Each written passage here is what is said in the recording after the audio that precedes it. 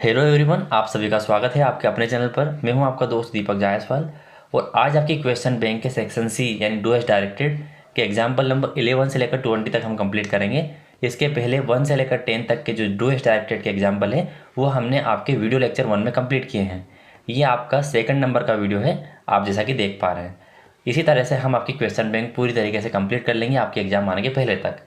यदि आपको अच्छे से समझना है और समझकर ही पूरी क्वेश्चन बैंक कंप्लीट करना है तो ही आप इस वीडियो को देखिएगा। यदि सिर्फ आप आंसर के लिए यहाँ पर आए हैं तो आंसर तो आपको कहीं से मिल जाएंगे, लेकिन आपको समझना ज़रूरी है। तो आपने पहले वाला वीडियो नहीं देखा तो आप जाकर इस वीडियो के बाद देख लीजिएगा, क्योंकि ग्रामर में आप आगे पीछे कोई भी वीडियो देख लीजिए, कोई फ़र्क नहीं पड़ता है। तो यहाँ हम वीडियो को स्टार्ट करते हैं। पहले वाले वीडियो के लिंक आपको डिस्क्रिप्शन बॉक्स में या फिर आप चैनल पर प्लेलिस्ट में जाइएगा, वहाँ पर आपको 12th question bank English solution मिल जाएगा, या फिर इस वीडियो के एंड में भी आपको पहले वीडियो की लिंक मिल जाएगी। यहाँ पर आपका पहला एग्जाम्पल है an a apple an day the keeps doctor. इस तरीके से आपका ये दिया हुआ सेंटेंस है। अब यहाँ पर कहा गया है rearrange the words to make a meaningful sentence, यानी कि आपको इन वर्ड्स को जो कि आपको ओब्लिक ओब्लिक करके दिए गए हैं इनको व्यवस्थित करना है और एक अर्थपूर्ण वाक्य में जमाना है। तो जब हम अर्थपूर्ण वाक्य जमाते हैं, एक सेंटेंस का मतलब होता है सब्जेक्ट वर्ब हेल्पिंग वर्ब इस तरीके से, तो जब हम इसको जमाने की कोशिश करते हैं तो हमारे पास ना ही सब्जेक्ट हेल्पिंग वर्ब इस तरह से हमें कुछ नहीं दिख रहा है। इसलिए नहीं दिख रहा है क्योंकि यह एक प्रोवर्ब है और प्रोवर्ब कहावत होती है और कहावत जो है वो बनी होती है पहले से। जब आप इसको अरेंज करेंगे तो ये इस तरीके से अरेंज होगा, an apple a day keeps the doctor away. An apple a day keeps, यहाँ पर आपका बीच में आ जाएगा द डॉक्टर अवे, यानी कि दिन में एक सेवफल डॉक्टर को आपसे दूर रखता है। कहने का मतलब यह है कि जब आप सेवफल का सेवन करते हैं तो उसमें आपको फाइबर्स मिल जाते हैं, या फिर आपका डाइजेशन बढ़िया रहता है, या फिर आप स्वस्थ रहते हैं। जब आप बीमार होते हैं तो डॉक्टर आपको सजेस्ट करते हैं कि आप सेवफल का सेवन कीजिए, तो आप जल्दी ठीक हो जाएंगे, जल्दी रिकवर हो जाएंगे। लेकिन यदि आप पहले से ही सेवन कर लेंगे एप्पल का तो आपको डॉक्टर के पास जाने की आवश्यकता ही नहीं पड़ेगी। इसीलिए ये कहावत है कि एन एप्पल अ डे, यानी दिन में प्रत्येक दिन में एक एप्पल आपसे डॉक्टर को दूर रखेगा। नेक्स्ट देखिए, he does his duty well. वह करता है क्या, उसकी ड्यूटियाँ जो करते हुए ठीक तरीके से, यानी वह अपना करते हुए जो है ठीक तरीके से करता है। चेंज इनटू नेगेटिव, आपको इसे नेगेटिव बदलना है। और यहाँ पर आप देख पा रहे हैं कि आपको डज दिख रहा है, तो कहीं ना कहीं आपको प्रेजेंट इंडेफिनिट टेंस की झलक प्राप्त हो रही होगी। आप इसको हेल्पिंग वर्ब समझ रहे होंगे, लेकिन ऐसा नहीं है तो ये प्रेजेंट का इंडेफिनिट ही, लेकिन यहाँ पर ये मेन वर्ब के साथ एस या एस हम लगाते हैं, वो लगा हुआ है। क्योंकि आपका जो प्रेजेंट इंडेफिनिट होता है उसका जब अफर्मेटिव या सिंपल सेंटेंस आप बनाते हैं तो उसमें हेल्पिंग वर्ब नहीं लगती है, और ये आपका सिंपल सेंटेंस तो हेल्पिंग वर्ब तो हो ही नहीं सकती। इसका मतलब ये मेन वर्ब के साथ में सब्जेक्ट आपका एक वचन है तो वर्ब के साथ में एस या एस लगा हुआ है। तो आपको जब इसको नेगेटिव बदलना है तो आप लिखेंगे, क्या लिखेंगे, ही का ही लिखेंगे, और इसकी हेल्पिंग वर्ब होती है टेंस की डू और डज, तो एक वचन कर्ता के साथ आप डज लगाएंगे। ये वाला डज ये नहीं है जो मैंने लिखा है, ये हेल्पिंग वर्ब है और ये मेन वर्ब है। इसके बाद में हमें नेगेटिव बनाना है तो हेल्पिंग वर्ब के बाद आपका नॉट आ जाता है, ही डज नॉट। फिर इसको हम वापस इसके मेन फॉर्म में लिख देते हैं, यानी डू इसका मेन फॉर्म है, he does not do his duty well. तो आपका जो आंसर है वो इस तरीके से हो जाएगा, he does not do his duty well, वह अपना करते हुए ठीक से नहीं करता है। नेक्स्ट देखिए, 13 नंबर का आपका एग्जाम्पल है, द फैन इज हाई। जो फैन है यानी पंखा है वह ऊंचाई पर है। I can not touch, I can not touch मतलब मैं छू नहीं सकता। तो आप जब इसको कंबाइन करके लिखेंगे, जैसा कि आपसे कहा गया है कंबाइन यूजिंग सो दैट, यानी सो दैट का उपयोग करके आपको कंबाइन करना है। सो हमेशा एडजेक्टिव के पहले लगता है, यानी जो विशेषता बताने वाले शब्द है उसके पहले। तो यहाँ पर हम जैसे कि कहते हैं कि he is beautiful, the fan is high, तो फैन ऊंचाई पर है, ये एडजेक्टिव का काम कर रहा है, तो इसके पहले हम सो लगा देंगे, और इसके बाद में यानी ये सेंटेंस को जोड़ने के लिए हम दैट लगा देंगे। तो आपका सेंटेंस कुछ इस तरीके से हो जाएगा, the fan is so high that I can not touch. पंखा इतना ऊंचा है कि मैं इसे छू नहीं सकता, ये आपका हो जाएगा। और सो दैट का मतलब तो इतने होता है, इतना की। तो आप देखिए, तो बनाने के बाद आपका सेंटेंस कुछ इस तरीके से हो जाएगा, the fan is so high, high के पहले हमने सो लगा दिया और दोनों सेंटेंस को कंबाइन करने के लिए हमने दैट लगा दिया, आई कैन नॉट टच। पंखा इतना ऊंचा है कि मैं इसे छू नहीं सकता या फिर मैं इसे स्पर्श नहीं कर सकता।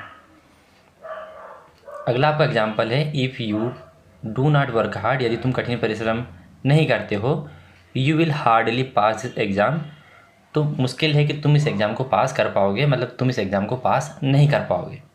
सीधी बात है, आप कठिन परिश्रम करोगे तभी एग्ज़ाम पास होगे, लेकिन कठिन परिश्रम नहीं करोगे तो तुम क्या हो जाओगे, फेल हो जाओगे।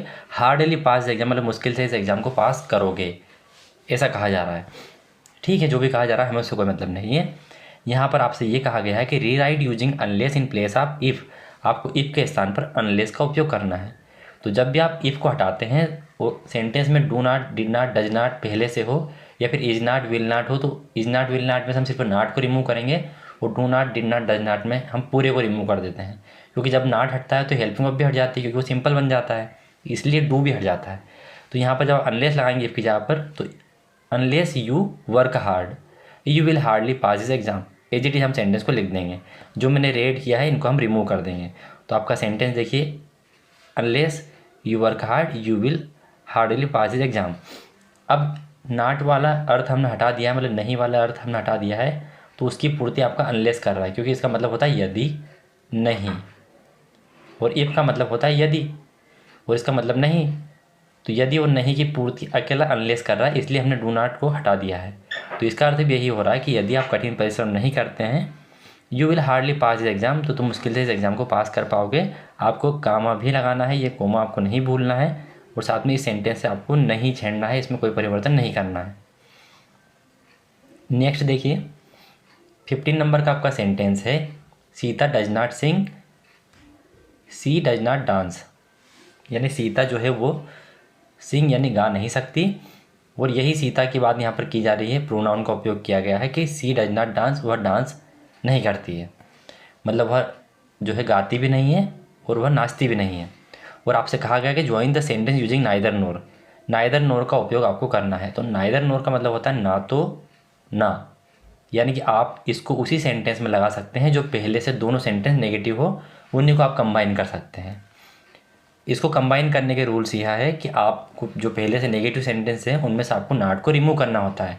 जब हम नॉट को इसमें से हटाएंगे तो आप सभी जानते हैं कि जब नॉट हट जाएगा तो सीता के साथ हेल्पिंग वर्ब डायरेक्ट तो आ नहीं सकती, नहीं आ सकती ना, नॉट के साथ ही हेल्पिंग वर्ब आएगी। तो ये दोनों भी इनके मन से ही हट जाएंगे, क्योंकि नॉट हमने हटा दिया है। तो आपका सेंटेंस हो जाएगा, Sita neither sings nor dances. Answer कुछ इस तरीके से हो जाएगा, सीता। देखिए, नाइदर नोर को लगाने का एक और रूल है कि यदि आप इसको किसी भी नाउन, वर्ब या जिसके आगे भी लगा रहे हैं तो दोनों सिमिलर होना चाहिए, यानी कि वर्ब के पहले नाइदर आ रहा है तो दूसरी वर्ब के पहले ही नोर आएगा। यदि मैं सब्जेक्ट पहले नाइदर लिख रहा हूँ तो दूसरे सब्जेक्ट के पहले भी वह दूसरा सब्जेक्ट आए, मतलब एक सब्जेक्ट हो जाएगा राम, दूसरा हो जाएगा श्याम। तो जब यदि मैं नाइदर राम के पहले लगाऊंगा तो श्याम के पहले फिर नोर लगाऊंगा। अब मैंने यहाँ पर सिंग के पहले नाइदर लगा दिया तो मैं डांस के पहले नोर लगाऊंगा। तो अब इसमें कन्फ्यूजन नहीं हुई है कि नाइदर सीता सिंग नार डांस के नार नाइदर यहाँ पर आ जाएगा, ऐसा नहीं होगा, क्योंकि यहाँ पर तो सब्जेक्ट के पहले नाइदर हो जाएगा और फिर यहाँ वर्ब के पहले नाइदर हो जाएगा। तो ऐसा नहीं है, नाइदर नोर जो है एक साथ वर्ब को लेके चलते हैं या फिर नाउन को लेके चलते हैं या फिर एडजेक्टिव को लेके चलते हैं या फिर सब्जेक्ट को लेके चलते हैं। तो इनके बाद जो भी आता है वह एक जैसे ही शब्द या वर्ब या फिर नाउन आते हैं। तो इसीलिए हमने क्या किया है, यहाँ पर नाइदर के बाद सिंग लिया है और नार के बाद डांस लिया है, ये दोनों वर्ब है। अब हमने क्या किया है कि इनमें एस लगा दिया है दोनों में। क्यों लगा दिया है, क्योंकि जब हम इसमें नेगेटिव हटा रहे हैं और जब आप इसको नेगेटिव से हटाएंगे तो आप सभी जानते हैं कि सिंगुलर सब्जेक्ट के साथ वर्ब में ए से एस लग जाता है। तो हमने सिंग्स और डांसेस में एस लगा दिया है। तो सीता नाइदर सिंग्स नार डांसेस, यह इसका सही होगा। सीता ना ही गाती है और ना ही डांस करती है, ना ही नाचती है। नेक्स्ट देखते हैं, mister Gupta teachers us Hindi, change the voice. आपको इसका वॉइस बदलना है। वॉइस यानी एक्टिव वॉइस में है तो पैसिव वॉइस बदलना है, और यदि पैसिव वॉइस में है तो एक्टिव वॉइस में आपको बदलना है। तो जो आपके टेंस होते हैं, मॉडल वर्ब वाले सेंटेंस होते हैं, इंपेरेटिव सेंटेंस होते हैं, वो सब आपके एक्टिव होते हैं। तो आप यहाँ देखिए, मिस्टर गुप्ता टीचर्स यानी मिस्टर गुप्ता जो अकेले हैं ये क्या करते हैं, पढ़ाते हैं, और वर्ब में एस या ईएस लगा है। इससे आपको पता चल गया कि प्रेजेंट इंडेफिनिट का आपका टेंस है। टेंस है मतलब एक्टिव वॉइस है। अब आपको इसको पैसिव में बदलना है। तो पैसिव में बदलने के लिए आप ऑब्जेक्ट को पहले लेके आ जाते हैं, लेकिन हमारे पास यहाँ पर दो ऑब्जेक्ट है। फर्स्ट ऑब्जेक्ट ये है और दूसरा ऑब्जेक्ट आपके पास ये है। तो जब हम दोनों को आगे रखकर वॉइस बदल सकते हैं, तो आप हिंदी को आगे लेके आ जाइए, हिंदी, फिर प्रेजेंट इंडेफिनिट आपका टेंस है तो आप अगले टेंस की हेल्पिंग वर्ब का उपयोग करेंगे। तो अगले टेंस की हेल्पिंग वर्ब है इज, एम, आर। हिंदी के अनुसार आप इसमें लगाएंगे इज, हिंदी इज। फिर हम वर्ब की थर्ड फॉर्म यूज करते हैं पैसिव वॉइस में, हिंदी इज टोट, उसके बाद हम क्या करेंगे, टोट टू अस, यानी जो लिविंग आपका पहला ऑब्जेक्ट है उसके और वर्ब के बीच में आप टू लगा देंगे, अस बाय मिस्टर गुप्ता। एक बार हम अस को आगे लेके आते हैं, तो जब हम इसको आगे लेके आएंगे तो ये हो जाएगा वी, और वी के साथ हम लगाएंगे आर, वी आर टोट, ये आपकी वर्ब की थर्ड फॉर्म हो गई, वी आर टोट। इसके बाद आपको लिखना है हिंदी बाय मिस्टर गुप्ता। तो ये दो तरीके से आपका आंसर हो जाएगा। देखिए हिंदी टोट, और जो पहला आपका ऑब्जेक्ट है उसको हम लिखेंगे जो कि लिविंग होता है, जीवित व्यक्ति के लिए उपयोग करते हैं, उसके पहले टू लगा देंगे, बाय मिस्टर गुप्ता। और यदि हम वी यानी इस अस को आगे लेके आएंगे, इसको हम ऑब्जेक्ट मान रहे हैं तो इसको हम आगे लेके आएंगे, तो we are taught Hindi by mister Gupta. यहाँ पर यह एक वचन है इसलिए हमने इज लगाया है, वी यहाँ पर बहुवचन है, सब्जेक्ट है तो हमने आर लगा दिया।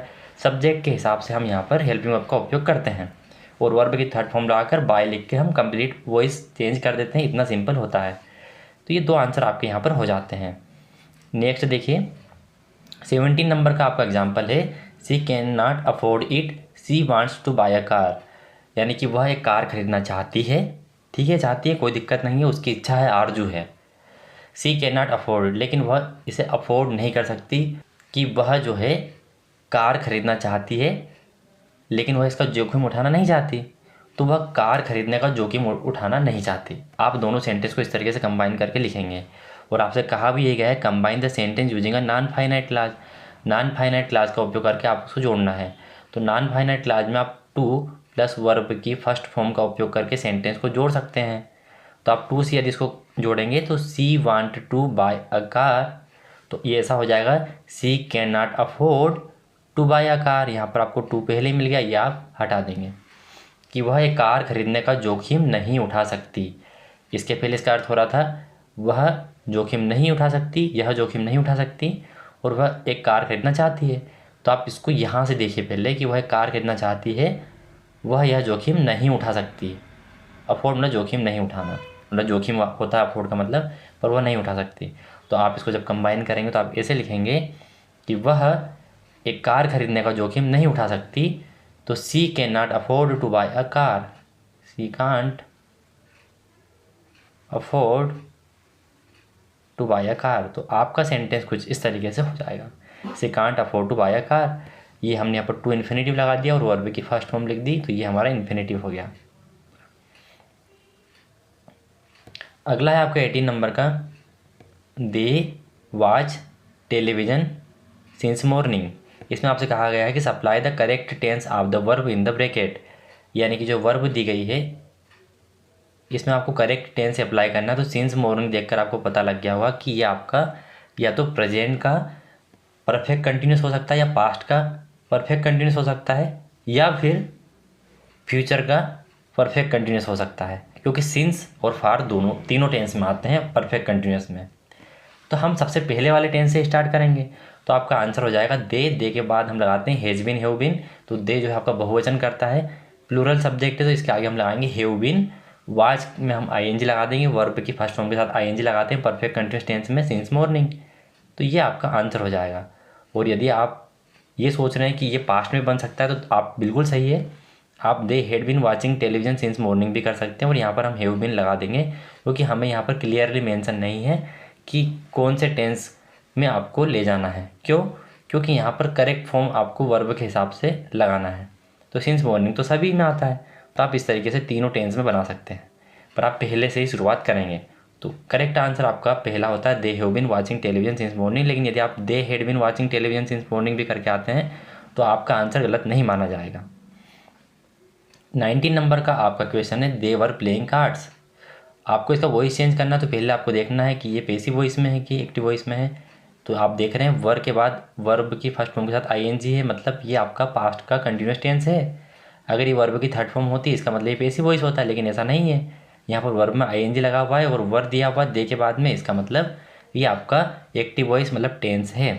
तो जब आप टेंस को चेंज करते हैं पास्ट कंटिन्यूस के, तो आप सभी जानते हैं इसमें हम वाज वर हेल्पिंग वर्ब का ही उपयोग करेंगे और ऑब्जेक्ट को पहले लेके आ जाएंगे। तो कार्ड्स मैंने लिख दिया, कार्ड्स बहुवचन हो गया आपका, तो इसके अनुसार हम लगाएंगे कार्ड्स वर। लेकिन ये बताने के लिए कि आपका पहला वाला टेंस जो है वो पहले से ही पास्ट कंटिन्यूस में था, इसके आगे आप लगाएंगे Bing played by them.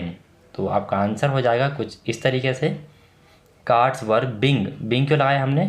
Bing इसलिए लगाया हमने क्योंकि ये पहले से कंटिन्यूस में था और हम इसी की हेल्पिंग का उपयोग करें, तो ये इससे पता लग जाता है बिंग से कि पहले ये पास्ट कंटिन्यूस में था और हमने पास्ट कंटिन्यूस की हेल्पिंग का उपयोग करी है और बिंग लगा दिया है। यदि हम बिंग नहीं लगाते हैं तो फिर हमें इस सेंटेंस को देखने पर ऐसा लगेगा कि पहले ये पास्ट इंडेफिनिट का टेंस होगा। आई बात समझ में? तो प्लेड बाय देम लिख देंगे, तो ये सही हो गया आपका। अगला और अंतिम आपका जो है सेंटेंस है, we saw a very good movie together. अब आप यहाँ पर देखिए, वी आपका सब्जेक्ट हो गया, ये आपकी वर्ब हो गई, अ वेरी गुड मूवी आपका ऑब्जेक्ट हो गया, टुगेदर ये आपका अदर वर्ड या कॉम्प्लीमेंट आप कह सकते हैं। तो आप ऑब्जेक्ट को पहले लेके आएंगे, अ वेरी गुड मूवी लिख देंगे। इसके बाद फिर आप टेंस को पहचान लिया कि पास्ट इंडेफिनिट है क्योंकि वर्ब की सेकंड फॉर्म है यहाँ पर। तो अब आप पास्ट कंटिन्यूस की हेल्प में आपका उपयोग करेंगे। तो a very good movie singular है, a very good movie was, क्या किया आपने? सीन, वर्ब की third form, a very good movie was seen by us. We का क्या हो जाएगा? जो सब्जेक्ट हो पीछे चला जाएगा, बाय अस, और लास्ट में जो बचा हुआ सब्जेक्ट ऑब्जेक्ट कॉम्प्लीमेंट जो भी आपका बचता है अदर वर्ड, ये लास्ट का लास्ट में रहेगा, टुगेदर। तो आपका जो आंसर है वो कुछ इस तरीके से हो जाएगा, अ वेरी गुड मूवी वाज, ये आपका हो गया सब्जेक्ट। क्या हो गया? ऑब्जेक्ट जो हमने देखा है इसमें, ये ऑब्जेक्ट, ये आपका इसमें बन गया सब्जेक्ट, और इसी एक वचन सब्जेक्ट के अनुसार हमने लगा दिया वाज, क्योंकि ये पास्ट इंडेफिनिट टेंस था तो अगले टेंस की हेल्पिंग वर्ब का उपयोग कर लिया हमने। फिर वर्ब की थर्ड फॉर्म आती वो हमने लिख दी, फिर सब्जेक्ट को हम बाय करके ऑब्जेक्टिव फॉर्म में लिख देते हैं बायस, और ये आपका लास्ट का लास्ट में रह जाएगा। आई होप आपको ये जो सेंटेंसेस है समझ में आ गए होंगे, और यदि आपको वीडियो पसंद आया तो लाइक करके जरूर जाएगा, साथ में अपने दोस्तों फैमिली वीडियो को शेयर जरूर कीजिएगा। मिलते हैं आपके अलग डीएस डायरेक्टेड की वीडियो में, जिसमें हम 21 से लेकर 30 तक के एग्जाम्पल्स कवर करेंगे, आपको प्लेलिस्ट में मिल जाएगा। मिलते हैं दोस्तों अलग वीडियो में, तब तक के लिए टाटा बाय बाय।